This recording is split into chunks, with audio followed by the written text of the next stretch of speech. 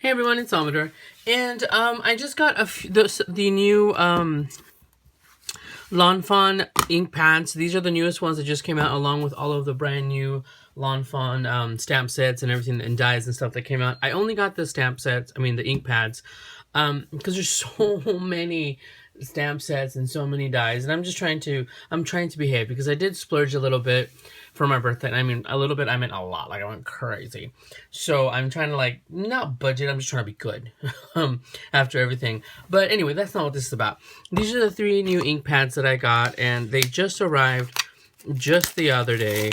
Brand spanking new, and I wanted to show you guys how I label mine because these ink pads don't stack as well as other ones because they have the rounded top.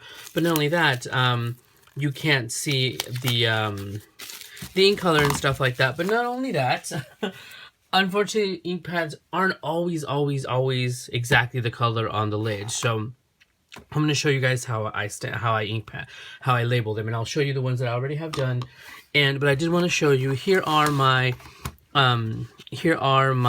Alta New ink pads, the little mini pads, and this is what I did.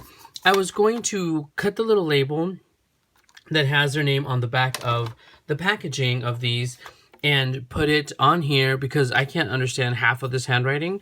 But then I'm like, you know what? The handwriting to me isn't as important. The name of it isn't really as important until I post about it or something, as much as visually seeing the color of what I'm looking for. So what I did was I went ahead and I cut out 1/4 inch by 1 inch strips. Yeah, I cut, how many are here? There's what, 12 in each, 36 little strips. And I then went ahead and I used the same thing. These are scraps from my rubber stamps that I use, and I will show you how I do it. Let's say this is one of my greeting farm stamps, and these come uncut. I go ahead and I cut a big chunk or a strip right here, as you can see, and this is what I'll use to stamp on. These are little strips. See, look, this one probably came from the side of another one.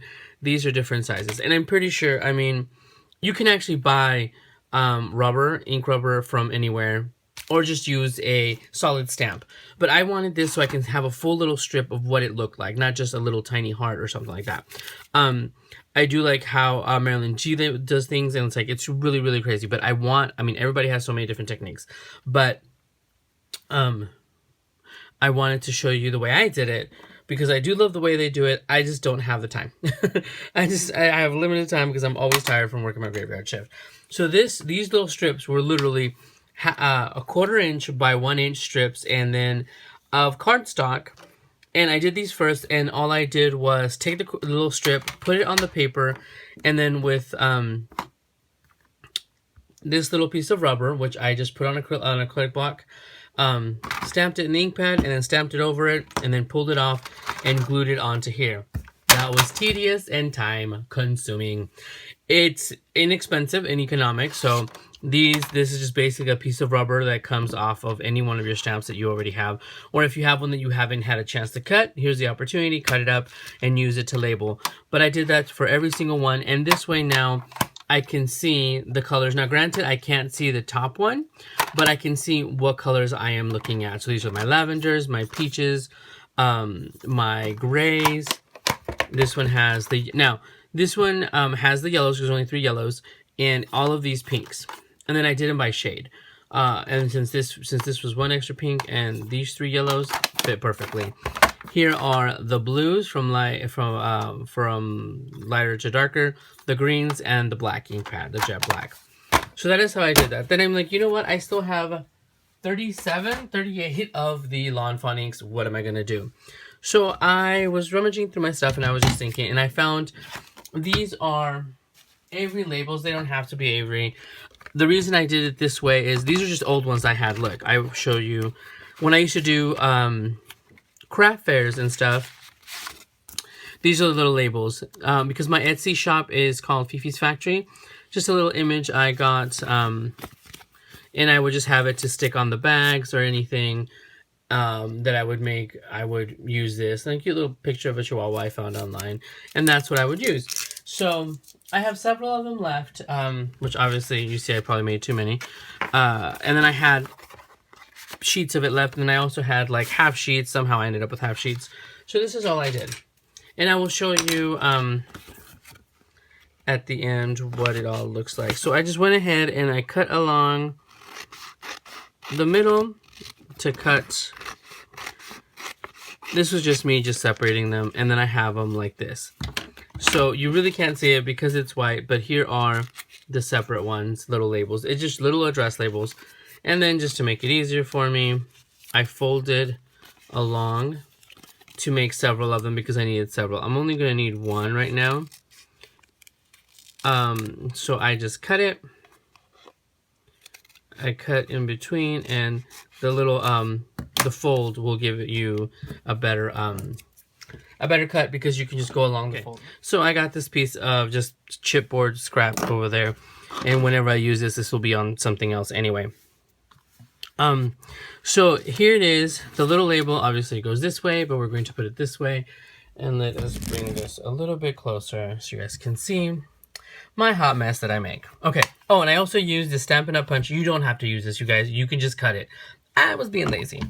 So what I do is I just take my ink pad, blot it, and now the funny thing is that releasing it from the sticker backing is the harder part. And you can use sticker paper. If you guys have a scratch piece of sticker paper, and actually let me show you, where did that one go? I was using the, here we go, the Cricut sticker paper. And let me tell you, this is super thick. For some reason, it would not go through my printer. So I can cut with it and everything, but I like using the just the silhouette or the basic Avery sticker paper. And I also got the a full sheet of address label. So you can use, this is literally a scrap. I could have used this. But I just wanted to use this to show you if you have these things available. There you go. And of course, we're going to wipe it off. Now, if you guys didn't know, with Lawn Fawn inks, they do, they come out splotchy and they dry, spread, and smooth, and I absolutely love it. So there's that one. Clean off my ink pad.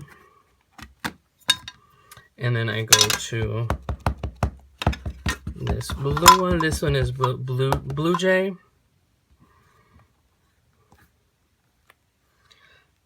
And see, the reason why I couldn't write on it, really, because some of these colors are very light, but some of them are very dark. And personally, I don't want to have to finagle. I can see the name of the color when I open the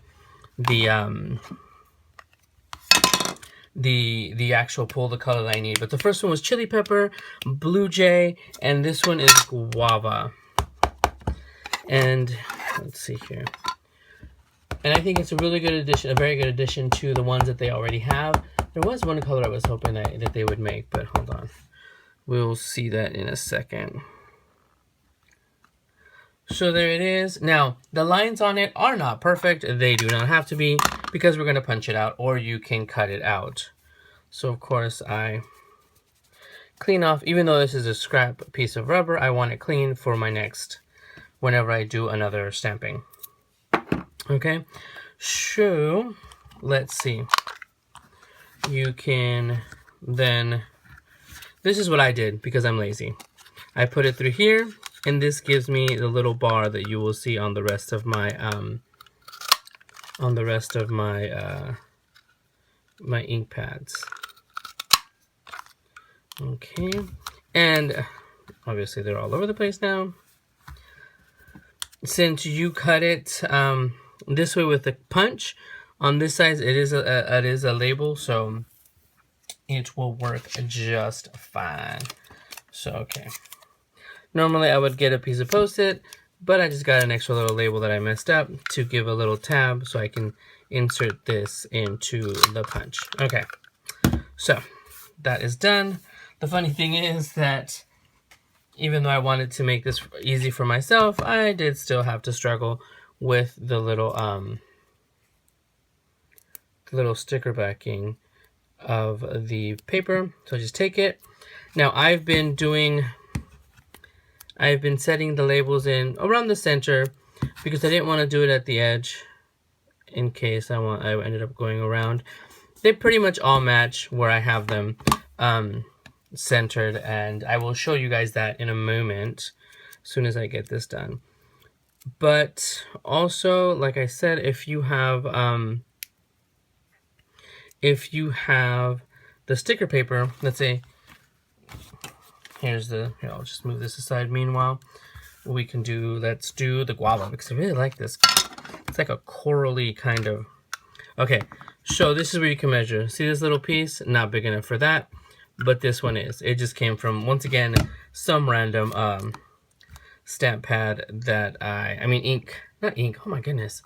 Some random, depending on how big you want your label, some random stamp that I just cut, and there was a piece. So we'll go ahead and stamp it. And I'm just going to let it dry. Like I said, it does look pooled, and then it'll settle into a smooth texture.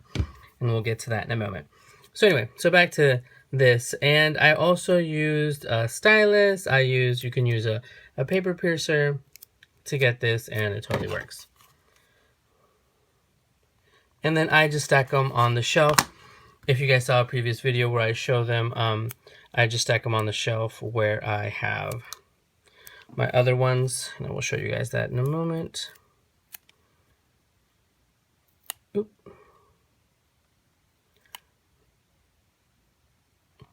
And I don't push it all the way down until I have it really set.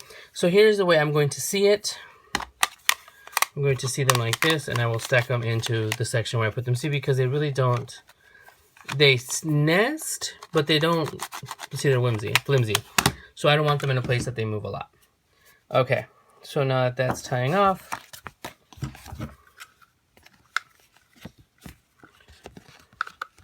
so here's the sticker, the scrap piece of sticker paper. Here's my punch, and you don't even have to use this punch. If you guys don't have this punch, because I don't even know if it's retired or not, use a heart, use a label, use an oval, use whatever your little heart desires. But the reason I like this, because it's nice and slim, and I'm guaranteed that it'll fit in almost all of these ink pads that I own, because I have. Now the only ones I don't label are my Stampin' Up! Ones, because they do come with, they are colored on the side. So see, I'm just gonna go put this on here for a sample. Let me see. And I don't even know what this one is called, but it's like label punch or label window or something like that. So anyway, let's say if I did want to label it this way, I would just put it here, and the ink is still wet.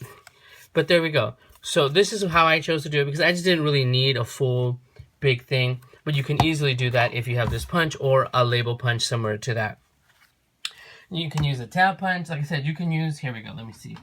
I'm just reaching over to where I have my punches. Let's say if you have this one I think I got at Hobby Lobby or something for like $2. This, you can easily use this ticket, and it wouldn't look really cute because it's a ticket, or this little ticket to make it. So, or just, you know, turn it and cut a little rectangle. So you can totally easily do it that way. But that is how I label mine. Like I said, I personally prefer the little tab right there as opposed to that big one. But in all honesty, if you really think about it, this is much more visible, more noticeable. But this was just kind of an aftermath. I thought this would be just a quick little simple thing to do, because my hands sweat a lot and I don't want to be holding this and taking off the ink again or something like that, or activating it. But you can easily heat set it and you're done. So hang on, and I'm actually going to show you where how I have the rest of them labeled of these Lawn Fawn inks. Okay, so here is where I have the Lawn Fawn inks, and I showed this in the previous video. This is one of those like shelf things from Michaels. But here is the chili pepper. This, you can see the comparison of the colors. This is the chili pepper, and this is the guava, I think. Hold on. Maybe I should have labeled them, because I just put them up there and I was just like not even paying attention. Yeah. Sorry. I hope I didn't make anybody dizzy. Like I said, I'm looking for the name just to share it with you guys, but I really don't, I'm not worried about it until I actually use it and I post about it or tell you the name. I just need to visually see, what color I'm going to need. So these are the reds and the pinks. These are all of the yellows. Like I said, the chili pepper is here, and there's the guava. And the one, which one? Oh, and this one is the other one I just got. And like I said, they may not be perfectly centered. If I sat there and perfectly center them, I would literally lose my mind. But there's the blues, the purples and lavenders, the browns, the grays, blacks, and the white. So yeah, so that is, I wanted to be able to see them. Like I said, I could do the whole thing, the whole row, but I felt that they would kind of blend together after a while, like color-wise. This way, it's just that little speck of color, just like a paint chip. I wanted it to look like a paint chip. But that is it. And if, in case you didn't see the previous video, this shelf does not have these sections. This is just some foam board I cut up. I had leftover foam board from, I don't even remember what. So I just cut it in a strip and just measured it, and I don't even know what the measurements are, and I just stuck it in there. So you can pretty much do that quickly. And honestly, from a distance, from like right here, it looks like it's part of the cabinet because, I mean the shelf, because the shelf does have several different little components. Oh, let me show you guys. This is actually a garden light. It's actually for indoor and outdoor use. It's a little light that I got at Joann's in the garden section. They were on sale. There was a coupon for like one for $9.99. It has what, 2, 4, 6, 8. It has 10 lights.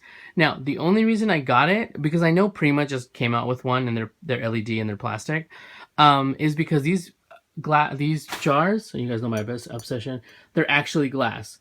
The lids aren't plastic, it's actually aluminum or whatever kind of metal, and they are actually glass. Let me see how it looks, because I have, it's early morning here, and I have the lights on. Sorry if I'm making anybody dizzy, but it gives such a gorgeous little glow. I absolutely love it. But anyway, back to my ink pads. These are my Stampin' Up! Ink pads, and they all have the labeling on the outside. Now granted, they too also aren't like exactly like the color, but at least in general perspective thing, I can look at it and see which ones I want, whether I want a lighter pink or darker pink or whatever, and then I can just double check them. I would label them, but God, look at how many. And that's after I took out some that I wasn't going to be using. These are random ink pads. These are like the stains, the distress stains. Some of these are ombre ink pads, and all of those are Memento inks. I've been wanting to label those as well. I'm just too lazy. And I really, not Memento inks, excuse me, Stays On inks. Those are all Stays On ink colors because I do like to stamp on acetate. But yeah, those are Stays On. I should label them. I just don't have so many that I need to, kind of thing. I can easily rifle through the 5 or 6 that I have. So that is how I did it, you guys. Hopefully that was helpful. So hopefully that was useful. And like I said, I just do these with leftover address labels. You could do it with leftover sticker paper, and boom, you're ready to go. And literally leftover, all of these items were leftovers, because even the this thing, the rubber, was leftover. So sorry for the shakiness of the last part of the video. Thank you guys for stopping by, and I will talk to you guys soon. Bye, everyone.